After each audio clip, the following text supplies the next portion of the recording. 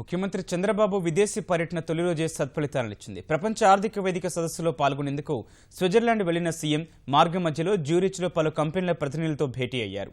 స్లాడర్ సంస్థ రైలు బోగీల కర్మాగారం ఏర్పాటుకు ఆసక్తి చూపగా, ఇంధన రంగంలో పేరున్న బీకేడబ్ల్యూ ఎనర్జీ ఏజీ సంస్థ ఆంధ్రప్రదేశ్కు సహకారం అందించేందుకు ముందుకొచ్చింది. జల విద్యుత్పాదక సామర్థ్యాన్ని 3 నుంచి 10% పెంచేందుకు సంసిద్ధత వ్యక్తం చేసింది.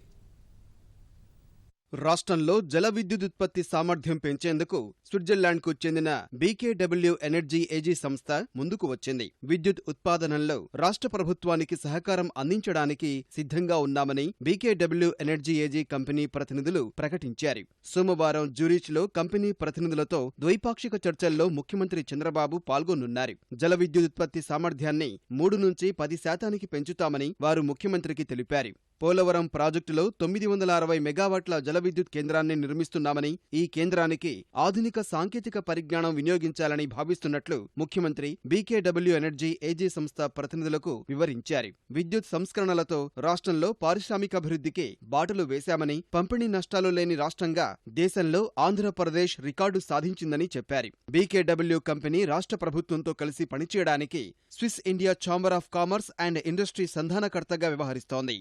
European educational and research council వ్యవస్థాపకుడు, ఏపీకి చెందిన రాజ్ వంగపండు ముఖ్యమంత్రితో భేటీ అయ్యారు. ఆటోమొబైల్ క్లస్టర్ల ఏర్పాటులో సహకరించడానికి సంసిద్ధత వ్యక్తం చేశారు. స్విట్జర్లాండ్లో భారత ప్రభుత్వ రాయబారి స్మితా పురుషోత్తం ముఖ్యమంత్రి చంద్రబాబును కలిశారు. మార్చిలో నిర్వహించే ఏరోస్పేస్ సదస్సులో పాల్గొనాలని ఆహ్వానించారు. ఈ సదస్సులో ప్రపంచంలో అతిపెద్ద ఏరోస్పేస్ సంస్థలన్నీ పాల్గొంటున్నాయని వివరించారు. పరిశీలిస్తామని ముఖ్యమంత్రి చెప్పారు.